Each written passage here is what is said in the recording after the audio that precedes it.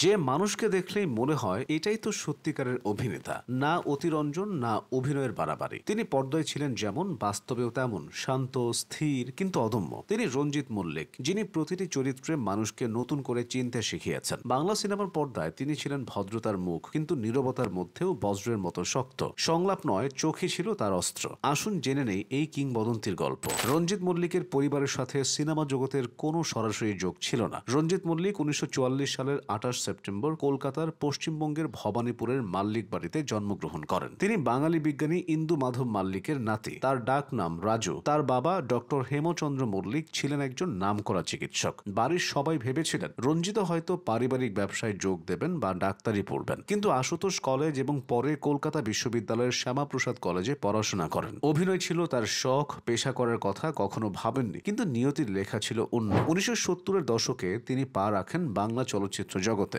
Audition দেন কিংবদন্তি পরিচালক মৃণাল সেনের সিনেমার জন্য। রঞ্জিত মল্লিকের কথা বলার ভঙ্গি, তার তীক্ষ্ণ চাহনি এবং ব্যক্তিত্ব মৃণাল সেনকে মুগ্ধ করে। তিনি 1971 সালে মৃণাল সেনের ইন্টারভিউ চলচ্চিত্রের মাধ্যমেই তার চলচ্চিত্র জীবন শুরু করেন। ইন্টারভিউ সে বছর সেরা বাংলা ছবির জন্য জাতীয় পুরস্কার রজত কমল লাভ করে। আর রঞ্জিত মল্লিক তার প্রথম ছবিতেই জয় করে নেন বিশ্ববিখ্যাত কার্লোভি ভ্যারি ইন্টারন্যাশনাল ফিল্ম ফেস্টিভ্যালের শ্রেষ্ঠ অভিনেতার পুরস্কার। ইন্টারভিউর মতো অন্য ধারার সিনেমার পর রঞ্জিত মল্লিক খুব দ্রুত বাণিজ্যিক সিনেমার জগতেও খ্যাতি অর্জন করেন। 1970 সাল থেকে তিনি একজন খ্যাতিমান রোমান্টিক অভিনেতা হিসেবে আত্মপ্রকাশ করেন। 1974 সালে মুক্তি পায় মৌচাক। এই ছবিটি বাংলা সিনেমার ইতিহাসে অন্যতম সেরা কমেডি হিসেবে আজও সমাদৃত। রঞ্জিত মল্লিকের সহজ সরল অভিনয় দর্শকদের মন জয় করে নেয়। একই বছরে দেবী চৌধুরানীতে সুচিত্রা সেনের বিপরীতে তার অভিনয় প্রশংসিত হয়। 1975 সালের স্বয়ং সিদ্ধা এবং 1975 সালেরই রাগ অনুরাগের মতো সিনেমাগুলোতে তার রোমান্টিক ইমেজও সুপারহিট হয়। কিন্তু রঞ্জিত মল্লিকের আসল ইউএসপি ছিল তার প্রতিবাদী সত্তা। 1984 সালে তিনি শত্রু ছবিতে অ্যাকশন হিরোর চরিত্রে প্রথম অভিনয় করেন। এই সিনেমাটি ছিল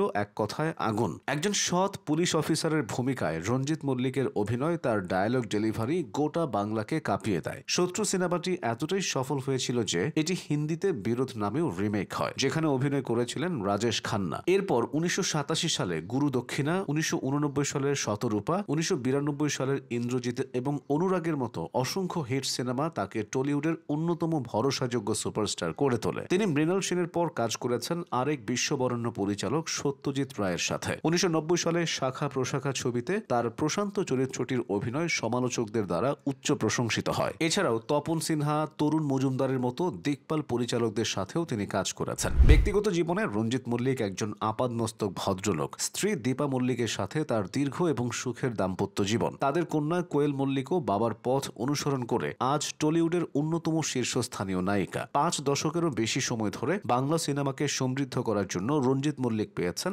অসংখ্য পুরস্কার। তিনি Bengal film journalist association BFJ awards পেয়েছেন একাধিকবার। শুধু তাই নয়, 2005 সালে রঞ্জিত মল্লিক শেরিফ অফ কলকাতার মতো সম্মানীয় পদেও আসীন ছিলেন। 2012 সালে ভারত সরকার তাকে দেশের চতুর্থ সর্বোচ্চ অসামরিক সম্মান পদ্মশ্রীতে ভূষিত করে। 2018 সালে তিনি পশ্চিমবঙ্গ সরকারের দেওয়া সর্বোচ্চ সম্মান বঙ্গবিভূষণ এবং ফিল্মফেয়ার অ্যাওয়ার্ডস ইস্টের লাইফ টাইম অ্যাচিভমেন্ট অ্যাওয়ার্ড লাভ করেন। বয়স 80 পেরিয়েছে, কিন্তু রঞ্জিত দায়ের সেই পরিচিত হাসি, সেই বলিষ্ঠ কণ্ঠস্বর আজও অমলিন। তিনি আজও সমানভাবে সক্রিয়। নটের গুরু দিয়ে মেয়ের সাথে কামব্যাক করা হোক, অথবা হালফিলের লাভ ম্যারেজ বা কাছের মানুষের মতো নতুন প্রজন্মের ছবিতে দাপটের সাথে অভিনয় করা, তিনি প্রমাণ করে চলেছেন তিনি সত্যিই এক জীবন্ত কিংবদন্তি।